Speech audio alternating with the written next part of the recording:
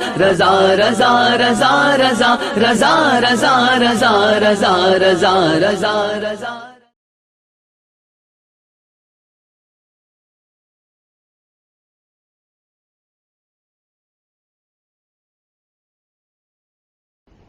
الحمد لله نحمده ونستعينه ونستغفره ونؤمن به ونتوكل عليه ونعوذ بالله من شرور أنفسنا ومن سيئات أعمالنا من يهده الله فلا مضل له ومن يضلله فلا هادي له ونشهد أن لا إله إلا الله وحده لا شريك له ونشهد أن سيدنا ومولانا محمدا عبده ورسوله أرسله بالحق بشيرا ونذيرا أما بعد فأعوذ بالله من الشيطان الرجيم بسم الله الرحمن الرحيم وقل جاء الحق وزهق الباطل إن الباطل كان زهوقا صدق الله مولانا العظيم وصدق رسوله النبي الكريم إن الله وملائكته يصلون على النبي يا أيها الذين آمنوا صلوا عليه وسلموا تسليما اللهم صل على سيدنا ومولانا محمد معدن الجود والكرم وآله وبارك وسلم صلاة وسلاما عليك يا سيدي يا سيدي يا رسول الله الصلاة والسلام عليك يا رسول الله وعلى آلك وصحابك يا حبيب الله. اللہ تبارک و تعالی کی حمد و ثنا اور دل کی گہرائیوں سے جانے کائنات حسن کائنات سرکار کریم صلی اللہ علیہ وآلہ وسلم کی ذات اطہر پر درود پاک پڑھ لینے کے بعد برادران اسلام دعا ہے اللہ کریم سے کہ اللہ کریم ہماری لرزشوں اور ہماری خطاؤں کو معاف فرمائے اور ہمیں دین مبین کا نور کامل عطا فرمائے. میرے دوستو، جیسا کہ آپ کے علم میں ہے کہ گزشتہ 4 جمعے وسیلے سے متعلق چند معروضات آپ کی گوش گزار کی اور آپ کو یہ بتایا قرآن اور حدیث کی روشنی میں کہ وسیلہ جائز ہے. ہم اہل سنت والجماعت کا مذہب بالکل سچا اور حق مذہب ہے. گزشتہ جمعے جس موضوع پہ کلام کیا تھا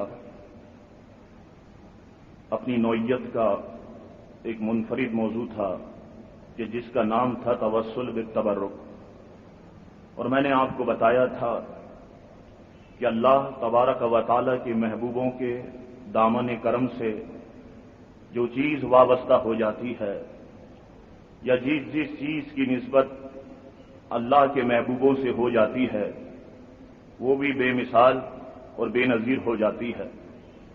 चुनाचे सफ़ा मरवा का पस मंज़र कि अल्लाह ने इसे अपनी निशानियां क्यों कहा, ये बयान किया था। और फिर मुकाम इब्राहीम की क्या वजह है, इसे क्यों रखा गया, एक काबे की तारीख मुख्तसर से वक्त में आपकी गोश गुजार की थी। फिर ताबूत सकीना का जिक्र करते हुए आखिरी बात जो बयान की थी वो ये थी कि महमूद गजनवी सोमनाथ के मंदिर पर हमला करता है, नाकाम हो जाता है। हजरत ख्वाजा अबुल हसन खरकानी रहमतुल्लाह अलैह की खिदमत में हाजिर होता है और अर्ज करता है, हुजूर मुझे आप कुछ इनायत फरमाइए। तो ख्वाजा अबुल हसन खरकानी रहमतुल्लाह अलैह उसे अपना खरक़ा मुबारक अता फरमाते हैं कि इसे ले जाओ। फिर महमूद गजनवी फौज तैयार करता है, ताज़ा दम दस्ते तैयार करता है और सोमनाथ के मंदिर पर हमला आवर होता है। हिंदू अपना मंदिर बचाने के लिए पूरा जोर लगाते हैं। महमूद गजनवी घोड़े से नीचे उतरता है, वो खरक़ा मुबारका जो उसने अपने सीने के साथ लगाया हुआ था अपने सामने रखता है, दुआ करता है कि अल्लाह तबारक व तआला ये खरक़ा मुबारका तेरे एक नेक बंदे अबुल हसन खरकानी का है, मौलाई करीम इसके वसीले से मुझे कामयाबी व कामरानी अता फरमा। महमूद गजनवी दोबारा घोड़े पर बैठता है, सोमनाथ के मंदिर पर हमला करता है। सोमनाथ के मंदिर पर मुसलमानों को फतह हासिल होती है और कामयाबी व कामरानी का परचम सोमनाथ के मंदिर पर लहराने लग जाता है। और फिर महमूद गजनवी जब रात को सोता है तो ख्वाब में देखता है कि हजरत अबुल हसन खरकानी उसके ख्वाब में तशरीफ ले आए और फरमाते हैं कि महमूद तूने हमारे खरक़े की इज्जत नहीं की, कदर नहीं की, तौक़ीर नहीं की। तो महमूद गजनवी अर्ज करता है, हुजूर मैंने तो इसे सीने के साथ लगा के रखा था, इसके वसीले से दुआ की, अल्लाह ने मुझे कामयाबी अता फरमाई। तो ख्वाजा अबुल हसन खरकानी के वो जुमले कि जो मैंने आपकी खिदमत में पेश किए थे वो ये थे कि अबुल हसन खरकानी अलैहिर्रहमा ने फरमाया कि महमूद गजनवी अगर तू मेरे जुब्बे को वसीला बना के बजाय इसके ये दुआ करता कि अल्लाह तबारक व तआला जितने हिंदू इसकी हिफाजत कर रहे हैं सोमनाथ के मंदिर की, ऐ अल्लाह तबारक व तआला इन तमाम हिंदुओं को मुसलमान कर दे। तो अबुल हसन खरकानी फरमाते हैं ख्वाब में कि महमूद गजनवी अल्लाह ताला मेरे जुब्बे के वसीले से तमाम हिंदुओं को मुसलमान कर देता, तमाम हिंदुओं को मुसलमान कर देता। ये सारी बातें मैं आपकी खिदमत में बयान कर चुका हूं। अब ये आखिरी लम्हात है जो वसीले से मुताल्लिक गुफ्तगू के हैं। इंशाअल्लाह ताला किताबें मिली और मवाद जमा हुआ तो इंशाअल्लाह आइंदा जुमे और चंद बातें अर्ज करूंगा, वरना नए मौजू पे गुफ्तगू की जाएगी। मेरे दोस्तों, निस्बत बहुत बड़ी चीज है, निस्बत की बहुत वैल्यू है, निस्बत की बहुत कदर कीमत है। जो लोग निस्बतों को नहीं मानते, जो लोग निस्बतों से दूर हैं, तो यूं समझिए मैं एक मिसाल के जरिए से बात जहन में बिठाता हूं कि वो लोग के जो निस्बतों से दूर है उनका क्या हाल होगा। देखिए, निस्बत को यूं समझ लीजिए कि जैसे फिटिंग और करंट या फिटिंग और बिजली। मिसाल के तौर पर एक शख्स खूबसूरत मकान बनाता है, बेहतरीन ईंटें उसमें लगाता है, बेहतरीन सीमेंट लगाता है, बेहतरीन कलर इस्तेमाल करता है और अपने घर में बेहतरीन इलेक्ट्रिक वायरिंग कराता है और खूबसूरत बल्ब लगाता है, खूबसूरत पमकमे लगाता है, खूबसूरत गुलूप लगाता है, हर कमरे में फानूस लगाता है, हर कमरे में ट्यूबलाइटें लगाता है और फिर देख के खुश होता है कि ये देखो मैंने कितने कीमती पंखे लगाए हैं, ये देखो मैंने कितने कीमती जो है ये बल्ब लगाए हैं, देखो तो सही। खुश हो रहा है कि मैंने लाखों रुपया अपने कमरे की, अपने मकान की सजावट पे खर्च कर दिया। लेकिन अब ऐसा शख्स कि जो लाखों रुपया बिजली के बल्बों पर तो खर्च करता है मगर करंट घर के लिए हासिल नहीं करता, बिजली घर के लिए हासिल नहीं करता। अब ऐसा शख्स रात के अंधेरे को इसने भुलाया हुआ है। मेरे दोस्तों, जब सूरज ढलने लग जाता है और रात का अंधेरा جب چھانے لگ جاتا ہے اور جب کھٹاٹوپ اندھیرا چھا جاتا ہے، اب یہ کفِ افسوس ملتا ہے کہ میرے یہ قیمتی بلب تو بیکار ہو کر کے رہ گئے، میری یہ ٹیوب لائٹیں تو بیکار ہو کے رہ گئیں، میرے یہ فانوس تو بیکار ہو کے رہ گئے، کاش کہ میں بجلی کا کرنٹ حاصل کر لیتا، کاش کہ میں بجلی لے لیتا، کاش کہ میں کرنٹ حاصل کر لیتا۔ تو میرے دوستوں، وہ لوگ کہ جو نسبتوں سے دور ہیں، روحانی ہو یا باطینی ہو، اللہ کے محبوبوں کی نسبتوں سے دور ہے، کل وہ قبر کے اندر یہ کفِ افسوس ملیں گے اور سوچیں گے کہ کاش کہ ہم نے مدینے والے مصطفیٰ کی نسبت کا کرنٹ حاصل کر لیا ہوتا نا، کاش کہ ہم نے بغداد والے غوث پاک کی نسبت کا کرنٹ حاصل کر لیا ہوتا۔ آج یہ ہمارا حال نہیں ہوتا، وہاں کفِ افسوس ملیں گے۔ میرے دوستو، ذہن میں رکھنا کہ جس طرح بجلی کا کرنٹ یا بجلی کھمبوں کے ذریعے سے، تاروں کے ذریعے سے، پاور ہاؤس سے آتی ہے، اسی طرح نسبت کا کرنٹ بغداد والے غوث جیلانی کے صدقے اور اجمیر والے خواجہ اجمیری کے صدقے مصطفیٰ کے مدینے سے عطا ہوتا ہے۔ یہ نسبت کا کرنٹ جو ہے یہ وہیں سے عطا ہوتا ہے۔ نسبت کی بے شمار فضیلتیں ہیں، نسبت کی بے شمار برکتیں ہیں۔ میں اس مختصر سے وقت میں آپ کو کیا کیا بتاؤں اور آپ کے سامنے کیا کیا باتیں لے کر کے آؤں، خوب ذہن میں رکھنا۔ میرے آقا کریم صلی اللہ تعالی علیہ وسلم کی نسبت کسی چیز سے ہو جائے، وہ چیز بے مثال ہو جاتی ہے، وہ چیز بے نظیر ہو جاتی ہے، اس چیز کو عروج حاصل ہو جاتا ہے۔ اور مدینے والے مصطفیٰ اگر کسی بے جان چیز سے اپنا جسم ناز لگا لیں، خدا کی قسم اس میں بھی جان آ جاتی ہے، اس میں بھی طاقت آ جاتی ہے۔ حضرت عیسیٰ علیہ السلام تو مردوں کو زندہ کر دیا کرتے تھے، یعنی جن میں جان ہوتی ان میں جان ڈال کے زندہ کرتے تھے۔ لیکن میرے آقا کی یہ شان ہے کہ جن میں جان نہیں ہے مصطفیٰ انہیں بھی زندہ کر دیتے ہیں، انہیں بھی زندہ کر دیتے ہیں۔ چنانچہ حدیث پیش کرنے لگا ہوں، بخاری صفحہ نمبر 506 جلد اول، مشکات المصابیح صفحہ نمبر 536، حوالہ پیش کر دیا۔ حضرت جابر رضی اللہ تعالیٰ عنہ اس حدیث کے راوی ہیں، ارشاد فرماتے ہیں کہ سرکار کریم علیہ السلام ایک کھجور کے تنے کے ساتھ ٹیک لگا کے خطبہ ارشاد فرمایا کرتے تھے۔ فرماتے ہیں کہ ایک روز غالباً ایک عورت نے سرکار کریم علیہ السلام کے لیے ممبر بنا کے دیا کہ جو 3 سیڑھی کا بنا ہوا تھا۔ سرکار کریم علیہ السلام جب پہلی بار اس ممبر پر رونق افروز ہوئے تو صحابہ کرام فرماتے ہیں کہ ہم نے مسجد ہی میں سے کسی کے رونے کی آواز سنی، کسی کی اہو زاری سنی، کسی کے گڑ گڑانے کی آواز سنی، لیکن پتہ نہیں چلتا تھا، معلوم نہیں ہوتا تھا کہ یہ آواز کہاں سے آ رہی۔ توجہ رکھیے، فرماتے ہیں کہ سرکار کریم علیہ السلام اپنے ممبر ناز سے نیچے اترے، سرکار کریم علیہ السلام اس تنے کے پاس گئے کہ جس سے ٹیک لگا کے سرکار کریم علیہ السلام خطبہ ارشاد فرمایا کرتے تھے۔ سرکار کریم علیہ السلام نے اس تنے کو اپنے سینے سے لگایا، بس سینے سے لگانا تھا کہ وہ تنا ایسے خاموش ہوا، حضرت جابر فرماتے ہیں کہ جیسے کوئی بچہ روتا ہو اور ماں اسے سینے سے لگائے تو جس طرح بچہ ہچکیاں لیتے ہوئے خاموش ہوتا ہے، بالکل اسی طریقے سے وہ تنا ہچکیاں لیتے ہوئے خاموش ہو گئے، ہچکیاں لیتے ہوئے خاموش ہوا۔ اب سرکار کریم علیہ السلام نے ارشاد فرمایا، اے تنے، کیا تو اس بات کو پسند کرتا ہے کہ جہاں سے تجھے لایا گیا تھا میں تجھے وہیں پر دوبارہ سے اگا دوں؟ کیا تو اس بات کو پسند کرتا ہے؟ کسی بھی صحابی نے اعتراض نہیں کیا، اللہ کے حضور اگانا تو اللہ کا کام ہے، آپ میں کب سے یہ خوبی پیدا ہو گئی؟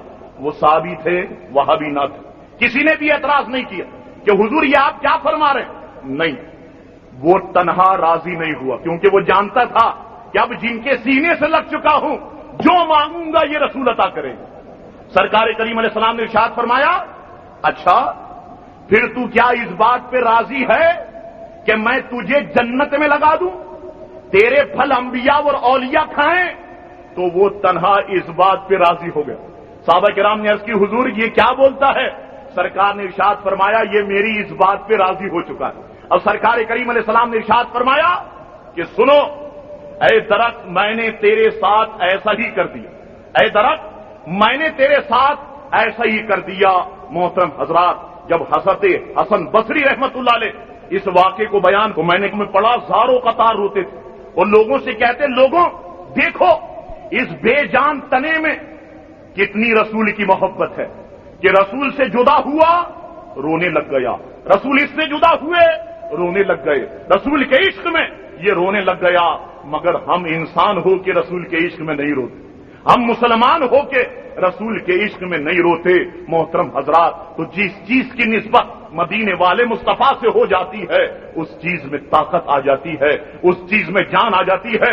اعلیٰ حضرت فاضل بریلوی ایک جگہ لکھتے ہیں، فرماتے ہیں دل کو فکر ہے کس طرح مردے جلاتے ہیں حضور۔ توجہ رکھیے گا اور بات سمجھ میں آئے تو سبحان اللہ کہہ دیجیے گا۔ اعلیٰ حضرت فرماتے ہیں کہ دل کو فکر ہے کس طرح مردے جلاتے ہیں حضور، اے میں فدا لگا کے ٹھوکر اسے بتا کے یوں۔ فرماتے ہیں دل کو فکر ہے، تشریح پیش کرتا ہوں، ناقص سی تشریح ہے شاید آپ کے ذہنوں میں آ جائے۔ فرماتے ہیں دل کو فکر ہے کہ سرکار کیسے مردے جلاتے ہوں گے، یہ دل نہیں مانتا، دل تسلیم نہیں کرتا۔ اب فرماتے ہیں آقا یہ دل نہیں مانتا تو آپ کیا کریں؟ آقا آپ ایسا کر دیجئے ایک ٹھوکر میرے دل پہ لگا دیں، ایک پاؤں کی ٹھوکر میرے دل پہ لگائیں تو دل ٹھوکر لگنے کی وجہ سے جاگ جائے گا، زندہ ہو جائے گا، بیدار ہو جائے گا، تو دل کو بھی یقین ہو۔ دل کو ہے فکر کس طرح مردے جلاتے ہیں حضور، اے میں فدا، یعنی حضور میں آپ کے نالین پہ فدا، آپ کی جان پہ فدا۔ فرماتے دل کو ہے فکر کس طرح مردے جلاتے حضور، اے میں فدا لگا کے ہو کر اسے بتا کے یوں۔ محترم حضرات یہ شان ہے اعلیٰ حضرت فاضل بریلوی کی، تو جن چیزوں کی نسبت اللہ والوں سے ہو جاتی ہے، اللہ کے نیک بندوں سے ہو جاتی ہے، ان کا مقام بہت بلند ہو جاتا ہے، بہت عروج اسے حاصل ہو جاتا ہے۔ بابا سے بلند درود پاک کا نذرانہ پیش کرتے صلی اللہ علی النبی الامی والہ صلی اللہ علیہ وسلم، صلاۃ و سلام علیکہ یا سیدی یا اللہ صلی اللہ تعالی وسلم۔ باتیں بہت ہیں لیکن وقت 1:15 ہو چکا ہے۔ جب دیر ہو جاتی ہے تو بعض لوگ، بے شک ان کا حق ہے مجھے کہیں کہ شاہ جی ہمیں ڈیوٹی پہ جانا پڑتا ہے، دیر ہو جاتی ہے، بے شک میں اب جلدی تقریر ختم کرنے کی پوزیشن میں ہوں تاکہ بات سب کی ذہن میں آ جائے انشاءاللہ تعالی۔ توجہ رکھیے، بے شمار باتیں جو آپ کی خدمت میں پیش کر سکتا ہوں ہے، بے شک میں اب جلدی تقریر ختم کرنے کی پوزیشن میں ہوں تاکہ بات سب کی ذہن میں آ جائے انشاءاللہ تعالی۔ توجہ رکھیے، بے شمار باتیں جو آپ کی خدمت میں پیش کر سکتا ہوں۔ اب آئیے چند ایسی باتیں پیش کروں کہ جو آپ کے ایمان کو تازہ کریں گے۔ حضرت سے عذاب دیں گے تو حضرت خواجہ باؤل حق زکریا ملتانی عرض کرتے مولا بے شک یہ گناہگار تھا، بے شک یہ بدکار تھا، لیکن مولا یہ دنیا میں کہتا تو تھا نا کہ میں غوث باؤل حق زکریا ملتانی کا مرید ہوں، یہ کہتا تو تھا نا، تو مولا کریم میری نسبت کی وجہ سے اس کے گناہوں کو معاف کر دے۔ اللہ تعالیٰ نے ارشاد فرمایا غوث باؤل حق نے تیرے وسیلے سے اس کے سارے گناہوں کو معاف کر دیا۔ اللہ اکبر، یا رسول اللہ صلی اللہ تعالی وسلم۔ خلاصۃ العارفین صفحہ نمبر 28، توجہ رکھیے گا۔ حضرت فرماتے ہیں کہ ایک جگہ یہ رسم تھی کہ جب کوئی مر جاتا تو اس مردے کو غار میں رکھ دیتے اور اس مردے کے ساتھ ایک زندے کو بھی غار میں بٹھایا جاتا جو آ کے حالات کی خبر دیتا کہ اس کے ساتھ یہ ہوا ہے، اس کے ساتھ یہ ہوا۔ فرماتے ہیں ایک شخص کا انتقال ہوا تو غوث باؤل حق زکریا ملتانی نے فرمایا جب ایسو کہ اس مردے کے ساتھ مجھے بھیجو غار میں، تو آپ کو لوگ لے کے گئے، مردے کو رکھا، آپ کو بٹھایا۔ غوث باؤل حق زکریا ملتانی فرماتے ہیں کہ اس مردے کو عذاب دینے کے لیے عذاب کے فرشتے آئے تو مردہ میری طرف ہو گیا۔ جب اسے عذاب دینے کے لیے آئے تو مردہ میری طرف ہو گیا۔ غیب سے آواز آئی فرشتوں اب اسے عذاب نہیں دو، جو غوث باؤل حق کی طرف ہو جاتا ہے ہم بھی اس کے ہو جاتے ہیں نا، ہم بھی اس کے ہو جاتے ہیں۔ تو یہ واقعہ خلاصۃ العارفین کے اندر موجود ہے۔ اب آئیے بآواز بلند درود پاک کا نذرانہ پیش کریں۔ صلی اللہ علیہ نبی الامی والہ واصحابہ صلی اللہ علیہ وسلم، صلاۃ و سلام علیکہ یا سیدی یا رسول اللہ صلی اللہ علیہ وسلم۔ خلاصۃ العارفین صفحہ نمبر 20۔ حضرت خواجہ فرید الدین گنج شکر رحمۃ اللہ علیہ فرماتے ہیں کہ ایک مرتبہ ایک نوجوان جو بہت گناہگار تھا، بدکار تھا، اس کا انتقال ہوا۔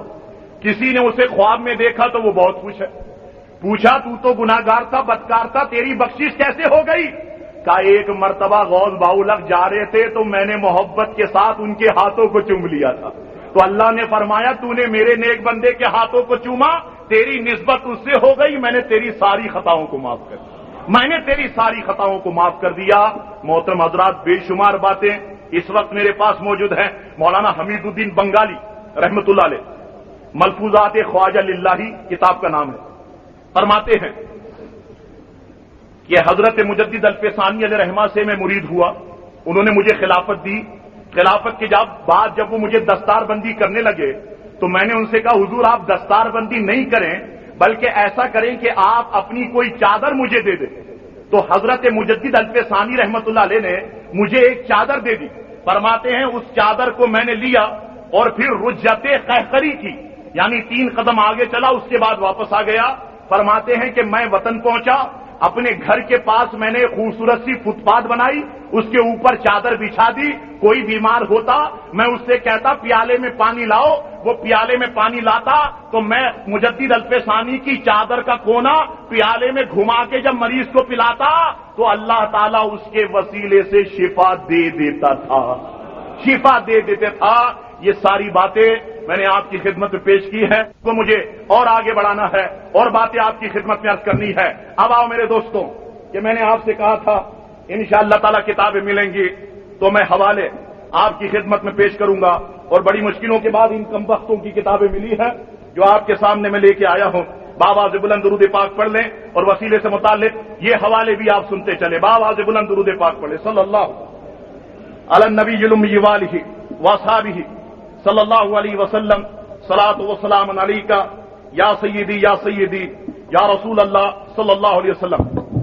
किताब का नाम है नशरुत तिब, लिखने वाले हैं मौलवी अशरफ अली थानवी, और सफा नंबर इसका है 247। वसीले से मुतालिक जो बातें हैं मैं आपकी खिदमत में बयान करता हूं। 23, 33, 38वीं फसल है, तवज्जो के साथ सुनिए। वो जो सारी हदीसें मैंने वसीले के मुतालिक पेश की थी, इन्होंने सारी हदीसें मौलवी अशरफ अली थानवी ने बयान की। फरमाते हैं कि इब्ने माजा बाब सलातुल हाजा में हजरत उस्मान बिन हनीफ से रिवायत है कि एक नाबीना साहबी सरकार की खिदमत में हाजिर हुए, कहा हुजूर मैं आपको देखना चाहता हूं। तो सरकार ने फरमाया वजू करो, इत्मीनान के साथ 2 रकत नमाज नफिल पढ़ो और फिर मुझे वसीला बनाओ, अल्लाह तुम्हारी आंखों को लौटाएगा। कहते हैं कि वो शख्स गया, हुजूर को उसने वसीला बनाया। उस्मान इब्ने हनीफ फरमाते हैं दुआ के बाद जब वो खड़ा हुआ तो उसकी आंखों में रोशनी आ चुकी थी। अब इसके बाद लिखते हैं कि इससे मालूम हुआ कि वसीला इसको कहते हैं, वसीला इसको कहते हैं। वसीले से मुताल्लिक एक सबूत मैंने आपकी खिदमत में पेश किया। अब आइए दूसरा सबूत पेश करता हूं। तिबरानी की रिवायत, वो जो मैंने पेश की थी कि हजरत उस्मान गनी के पास एक साहब जाते थे मगर उस्मान गनी उन्हें मिलते नहीं थे। एक मरतबा उनकी मुलाकात उस्मान इब्ने हनीफ से हुई। हजरत उस्मान इब्ने हनीफ ने कहा कि सरकार के वसीले से दुआ करो। वसीला उन्होंने किया, हजरत उस्मान गनी ने उनकी मदद की और कहा फिर कोई काम पड़े जिंदगी में तो मेरे पास आना। इस रिवायत को भी इन्होंने बयान किया। अब आइए तीसरी रिवायत जो मिशकात शरीफ की है कि हजरत उमर रदी अल्लाह ताला अन्हो जब लोगों पर खैफ होता तो हजरत अब्बास रदी अल्लाह ताला अन्हु को वसीला बनाते थे। जैसे ही अब्बास को वसीला बनाते तो अल्लाह ताला हर मर्तबा बारिश बरसाता था, अल्लाह ताला हर मर्तबा बारिश बरसाता था। चौथी रिवायत अबुल जौजा की है, फरमाते हैं कि मदीने शरीफ में कैद आया, लोग हजरत आयशा सिद्दीका की खिदमत में हाजिर हुए। जल्दी इसलिए बोल रहा हूं ताकि वक्त मुकर्ररा पर अपनी तकरीर खत्म करूं। लोग हजरत आयशा सिद्दीका की खिदमत में हाजिर हुए, अर्ज किया कि हम तो सोच सोच के थक गए हैं, अब आप कोई सबील निकालिए ताकि बारिश बरसे। हजरत आयशा ने फरमाया ऐसा करो, सरकार की मजार सरकार करीम अलैहिस्सलाम की मजार पुरअनवार पर जो छत है इसमें सुराख कर दो, सरकार में और आसमान के दरमियान कोई हिजाब ना रहे। तो लोगों ने सुराख किया।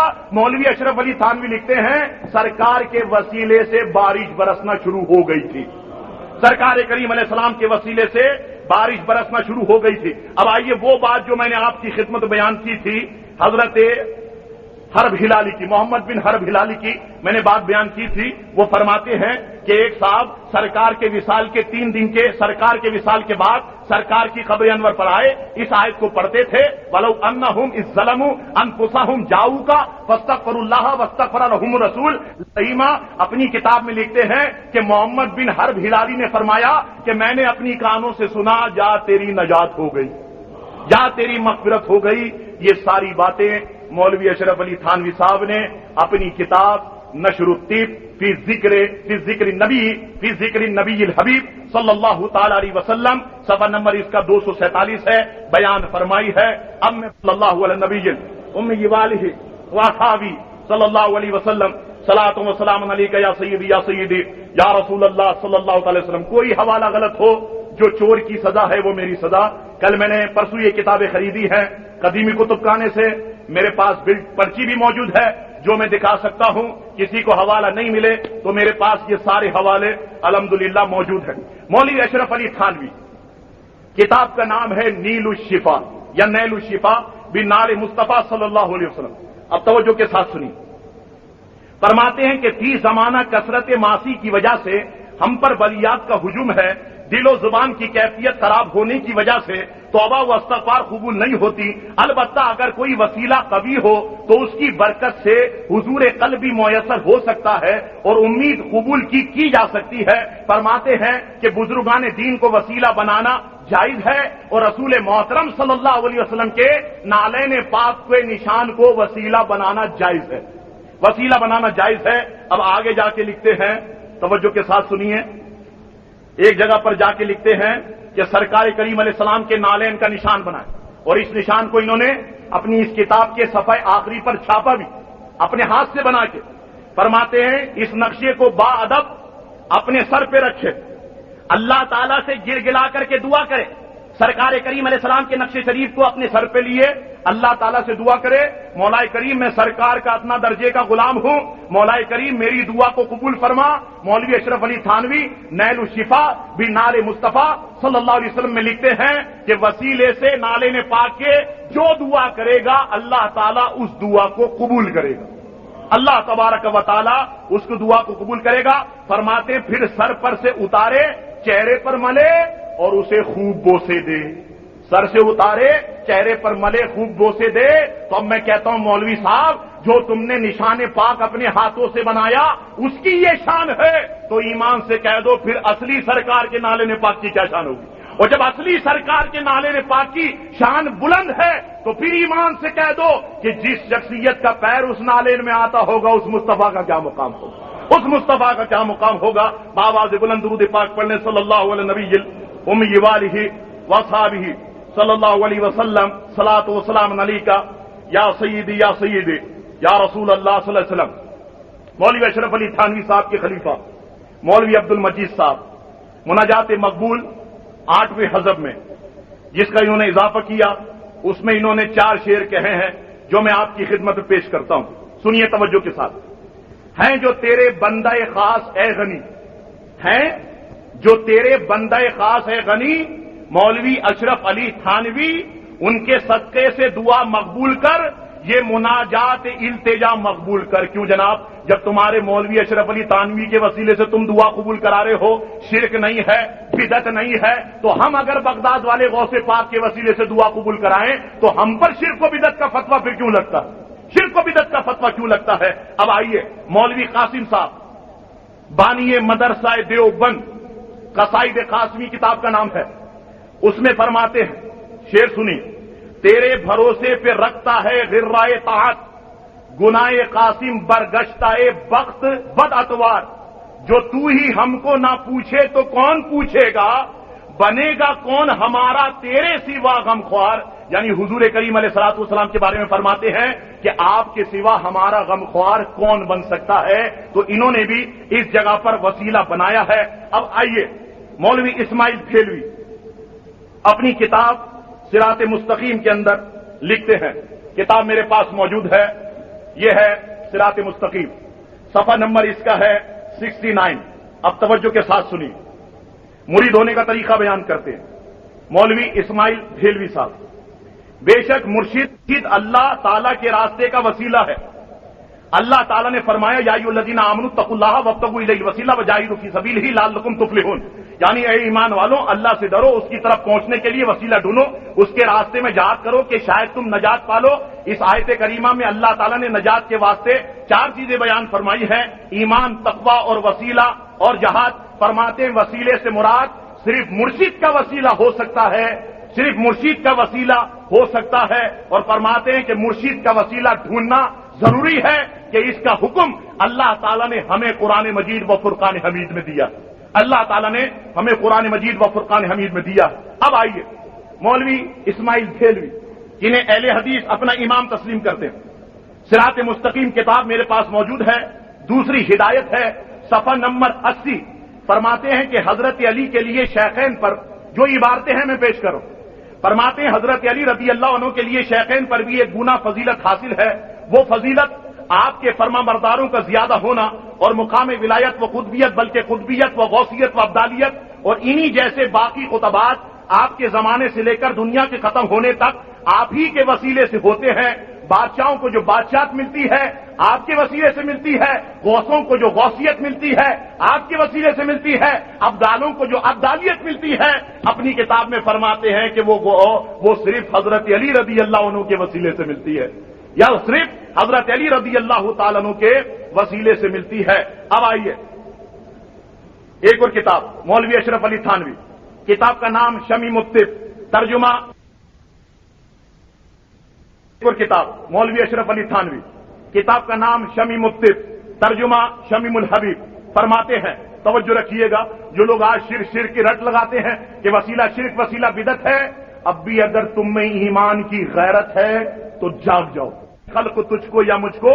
اب آئیے اپنی کتاب میں لکھتے ہیں، کتاب کا نام شمیم الطب، ترجمہ شمیم الحبیب، فرماتے ہیں دستگیری کیجئے میرے نبی، دستگیری کیجئے میرے نبی، کشمہ کش میں ہوں تم ہی میرے ولی، جز تمہارے کہا ہے میری پناہ، فوج کلفت مجھ پہ آ غالب ہوئی، ابن عبداللہ زمانہ ہے خلاف، اے میرے مولا خبر لیجئے میری۔ اب آپ یہ سوال بنائیں، سوال بنانے کے بعد بنو ریٹون لے جائیں اور کہیں کہ اگر کوئی شخص یہ کہے کہ حضور دستگیری کر سکتے ہیں، بتائیے آپ کیا فتویٰ ہے؟ دھڑلے سے فتویٰ آ جائے گا شرک ہے بدعت ہے۔ اچھا آپ کتاب کا حوالہ لکھیں اور یہ کتاب لے کے جائیں، کہا آپ کے مولوی اشرف علی تھانوی نے یہ لکھا ہے؟ نہیں جناب، وہ تو ایسے ہو گیا ہوگا، وہ تو ان سے ایسے ہو گیا ہوگا، وہ ان سے ایسے ہو گیا ہوگا، وہ انہوں نے اپنی اس طریقے سے کر دیا ہوگا۔ تو یہاں شکلیں دیکھ کر کے فتوے دیے جاتے ہیں میرے دوستوں، یہاں نام دیکھ کے فتوے دیے جاتے ہیں۔ غریبوں کے لیے فتویٰ اور ہوتا ہے، امیروں کے لیے فتویٰ اور ہوتا ہے، برا مت مانیے گا، غریب کے لیے فتویٰ الگ ہوتا ہے اور امیروں کے لیے فتویٰ الگ ہوتا ہے۔ یہ حوالے میں نے پیش کیے۔ شاہ ولی اللہ محدث دہلوی القول الجمیل میں مرید ہونے کا طریقہ بیان کرتے ہیں، جو میں نے آپ کی خدمت میں پیش کیا۔ یہ سارے حوالے اس مختصر سے وقت میں آپ کی خدمت میں پیش کیے ہیں، جس کو چاہیے وہ اس کو لے جا سکتا ہے اور فوٹو اسٹیٹ کرا کے مجھے واپس کر سکتا ہے۔ اب آئیے ذرا میں علماء دیوبند کی چند کرامتیں بھی آپ کو بتا دوں تاکہ آپ کو بھی پتہ چل جائے یہ دارالعلوم دیوبند میں بیٹھ کے کیا کیا کرامتیں کیا کرتے تھے۔ کتاب کا نام ہے ارواح ثلاثہ، اس کا پہلے نام تھا کرامت اولیاء، پھر انہوں نے نام بدلا حکایت اولیاء، اب اس کا نام انہوں نے رکھ دیا ارواح ثلاثہ، مگر پھر نیچے چھوٹا سا لکھا حکایت اولیاء۔ اب ان کے میں اولیاء کرام کی حکایتیں آپ کی خدمت میں بیان کرتا ہوں تاکہ آپ کو پتہ چل جائے یہ کتنے با کرامت ولی تھے۔ ہم غوث اعظم کی کرامت بیان کرتے ہیں تو ہنستے ہیں، او جناب وہ بیڑا کیسے نکال دیا ہوگا، ہم نہیں مانتے۔ وہ مردوں کو کیسے زندہ کر دیا ہوگا، ہم نہیں مانتے۔ وہ مرغی کیسے زندہ کر دی ہوگی، ہم نہیں مانتے۔ آؤ آج تو تمہارا باپ بھی مانے گا کہ کرامتیں کیا کیا ہیں۔ باواز بلند درود پاک پڑھنے صلی اللہ علی النبی الامی والہ واصحابہ صلی اللہ علیہ وسلم، صلاۃ و سلام علیک یا سیدی یا رسول اللہ صلی اللہ علیہ وسلم۔ آپ کو سن کے ان کی کرامتیں سن کے آپ کو ہنسی آئی۔ صلی اللہ علیہ نبی الامی والہ صلی اللہ علیہ وسلم، صلاۃ و سلام علیک یا سیدی یا رسول اللہ۔ مولانا رشید احمد گنگوئی کی کرامت بیان کرتے ہیں، حکایت نمبر 329، صفحہ نمبر 226، اور کتاب کا نام میں نے آپ کو بتایا کہ ارواح ثلاثہ، دیکھ سکتے ہیں آپ، ان کی کرامتیں سنیے اور لطیفوں سے کم نہیں ہے۔ فرماتے ہیں کہ حضرت گنگوئی صاحب ایک مرتبہ حدیث کا سبق پڑھا رہے تھے۔ حضرت گنگوئی صاحب ایک مرتبہ حدیث کا سبق پڑھا رہے تھے کہ بارش آ گئی، سب طلبہ کتابیں لے کے اندر کو بھاگے، مگر مولانا صاحب نے سارے بچوں کی جوتیاں جمع کی تاکہ موقع ملے تو بھاگ جائے. یہ ان کی کرامتیں ہیں، تاکہ موقع ملے تو بھاگ جائیں. یہ رشید احمد گنگوئی کی کرامت میں نے آپ کی خدمت میں بیان کی. اب آئیے اضافہ 300 صفحہ نمبر 364 ارواح ثلاثہ، اضافہ مولوی محمد نبی صاحب تانڈوی. ایک صاحب تھانے بھون کے رہنے والے دہلی میں کسی مظلوم کے پاس دعا کرانے کے لیے حاضر ہوئے تو اس نے کہا کہ تھانے بھون ابھی تک غرق نہیں ہوا. تو غرق نہیں ہوا، اس نے عرض کی کہ حضرت میں دعا کے واسطے حاضر ہوا ہوں اور آپ بدعا فرما رہے ہیں. انہوں نے جواب دیا کہ تھانہ بھون اب تک ضرور غرق ہو جاتا، مگر وہاں دو شخص ہیں، ایک مردہ ہے ایک زندہ. ایک تو شاہ ولایت اللہ صاحب وہاں لیٹے ہوئے ہیں اور دوسرے مولانا اشرف علی تھانوی صاحب ہیں کہ ان کی وجہ سے تھانہ بھون ابھی تک قائم ہے. یہ سوال بنائیں آپ کہ جناب کیا فرماتے ہیں علماء دین کہ ایک عالم نے یہ کہا کہ حضور کے وسیلے سے یہ کائنات قائم ہے، بتائیے یہ کہنا صحیح ہے یا نہیں؟ منوری ٹاؤن سے فتویٰ آئے گا شرک ہے، بدعت ہے. اب ادھر یہ فتویٰ دیا کہ تھانہ بھون جو قائم ہے وہ مولوی اشرف علی تھانوی کی وجہ سے اور مولانا ولایت صاحب کی وجہ سے قائم ہے.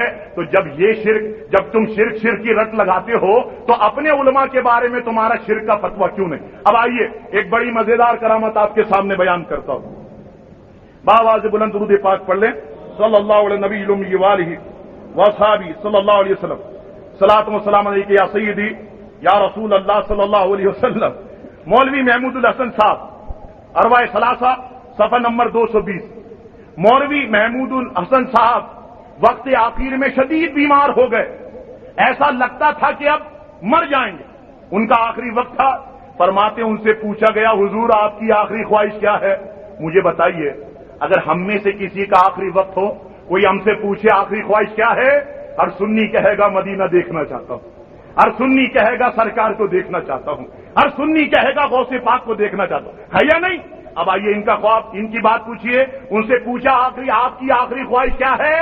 کہا میری آخری خواہش یہ ہے کہ میں ککڑی کھانا چاہتا ہوں، میں ککڑی کھانا چاہتا ہوں. تو وقت آخر میں بھی کمبخت کو کھانے پینے سے اس کی جان نہیں چھوٹی. اب آئیے صفحہ نمبر 229 ارواح ثلاثہ. کسی نے حضرت تھانوی صاحب سے پوچھا کہ حضرت یہ دونوں بزرگوں کے قریب، یہ جو بزرگوں کے قریب دفن ہونے کی تمنا کرتے، مثال کے طور پر ہماری آرزو ہے کہ ہمیں مدینے، ہمیں جنت البقیع میں قبر مل جائے، سب کہہ دو آمین.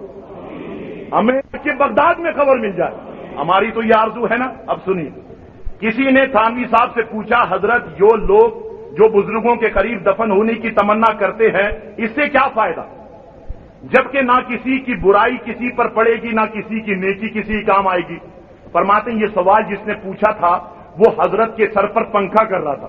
تو حضرت نے پوچھا یہ بتاؤ پنکھا تم کس پہ کر رہے ہو؟ کہا حضور آپ پہ. اچھا یہ بتاؤ دوسروں کو ہوا پہنچ رہی ہے یا نہیں؟ کہا ہاں ہوا پہنچ رہی ہے. کہا اسی طرح جب اللہ کا ولی کہیں دفن ہوتا ہے اس کے بارے میں دفن ہونے کی خواہش کی جائے تو جو رحمتیں اس اللہ کے ولی پر پڑتی ہیں تو اس کے صدقے میں ایک چھینٹا اس پر بھی پڑ جاتا ہے، ایک چھینٹا اس پہ بھی پڑ جاتا ہے. اس بات کو بھی انہوں نے بیان کیا. مولانا حبیب الرحمان صاحب نے فرمایا کہ راؤ محمد صاحب، مولانا حبیب الرحمان صاحب نے فرمایا راؤ عبد الرحمان صاحب حضرت شاہ عبد الرحیم صاحب کے خلیفہ تھے اور بڑے زبردست اور کشف و حالات سے باخبر تھے. کشف کی یہ حالت تھی اگر کوئی لڑکا یا لڑکی کے لیے تعویذ مانگتا تو حضرت بلا تعامل فرما دیتے کہ جاؤ تمہارے یہاں لڑکا پیدا ہوگا. کیوں جناب؟ اور فرماتے ہیں جب دیکھا گیا تو لڑکا پیدا ہوتا تھا. اب مجھے بتاؤ ماں کے پیٹ میں کیا ہے؟ تم تو کہتے ہو اللہ کے سوا کوئی نہیں جانتا، اور پھر یہ بزرگ کیسے جان رہے ہیں کہ لڑکا پیدا ہوگا؟ جب یہ بزرگ جان سکتے ہیں تو ایمان سے کہہ دو مدینے والے مصطفیٰ نہیں جان سکتے، بغداد والے غوث پاک نہیں جان سکتے؟ ضرور بھی ضرور جو ہے وہ جان سکتے ہیں. محترم حضرات، یہ حکایت میں نے آپ کی خدمت میں پیش کرنے لگا ہوں. ابھی آخری منٹ ہیں. آئیے ایک بڑی دلچسپ حکایت آپ کی خدمت میں پیش کرتا ہوں، سنیے توجہ کے ساتھ. ایک دفعہ گنگو کی خانقاہ میں مجمع تھا، حضرت گنگوئی اور نانوتوی کے مرید و شاگرد سب جمع تھے۔ تو حضرت گنگوئی نے نانوتوی سے محبت بھرے لہجے میں فرمایا، نانوتوی صاحب میرے سامنے ذرا چت لیٹ جاؤ، یعنی سیدھے لیٹ جاؤ۔ تو حضرت شرما گئے، حضور یہ آپ سب کے سامنے کیا کر رہے ہیں؟ کہا نہیں لیٹ جاؤ۔ تو حضرت کا حکم تھا، وہ چت لیٹ گئے اور مولانا بھی آ کر ان کے برابر میں چارپائی پہ لیٹ گئے۔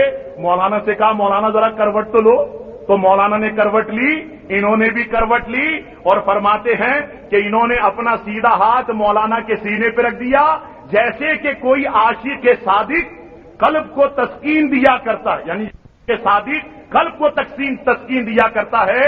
مولانا فرماتے رہے، مولانا ہرچند فرماتے رہے کہ حضرت یہ کیا کر رہے ہیں، حضرت یہ کیا کر رہے ہیں؟ تو حضرت لوگ دیکھ رہے ہیں۔ تو یہ کہنے لگے لوگ جو چاہے دیکھے، ہم تو اپنا کام کریں گے۔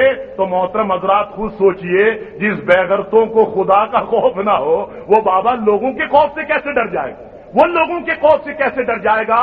تو یہ سارے ثبوت، یہ سارے حوالے، یہ سارے اعتراضات جو ہم پر کیے جاتے ہیں، جو میرے مسلک پہ کیے جاتے ہیں، جو گالیاں دے کے کی جاتی ہیں، نعرے لگائے جاتے ہیں، کافر کافر بریلوی کافر آواز لگائی جاتی ہے کہ جیسے ہم نے رشیا سے کمیونسٹوں کو نکالا، اس طریقے سے ہم پاکستان سے بریلویوں کو نکال دیں گے۔ میں کہتا ہوں وہ روسی تھے، وہ کافر سے چلے گئے، یہ مدینے والے مصطفیٰ کے ماننے والے ہیں۔ خدا کی قسم تمہارے حلق کے اندر یہ کانٹا بن جائیں گے، تمہارے حلق میں یہ سنی کانٹا بن جائیں گے۔ جانا تم نے ہوگا، مصطفیٰ کے غلاموں کو کہیں نہیں جانا ہے نا، مصطفیٰ کے غلاموں کو انشاءاللہ تعالی کہیں نہیں جانا ہے۔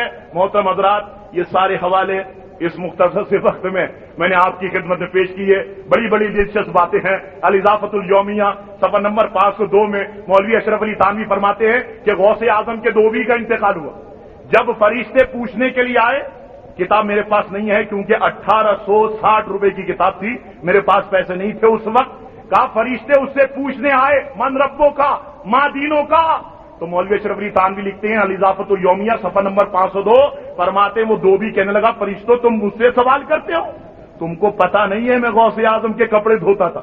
مولوی اشرف علی تھانوی نے اپنی کتاب میں لکھا جب اس نے یہ جواب دیا تو فرشتوں نے سوالات کرنے بند کر دیے اور چلے گئے۔ کیوں جناب؟ جب غوث اعظم کے دھوبی کا یہ مقام ہے تو ایمان سے کہہ دو پھر غوث اعظم کا کیا مقام ہوگا، پھر غوث اعظم کے شیخ مدینے والے مصطفیٰ صلی اللہ علیہ وسلم کا کیا مقام ہوگا۔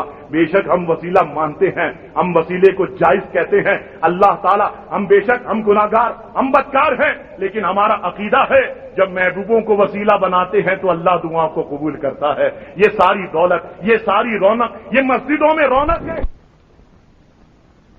وسیلے سے ہے۔ ہماری آرزو، ہمارا تمنا ہی یہی ہے کہ مولا کریم ہمیں عقیدہ اہل سنت پہ زندہ رکھ اور ہمیں عقیدہ اہل سنت پہ موت عطا فرما۔ وآخر دعوانا ان الحمدللہ رب العالمین۔ سنت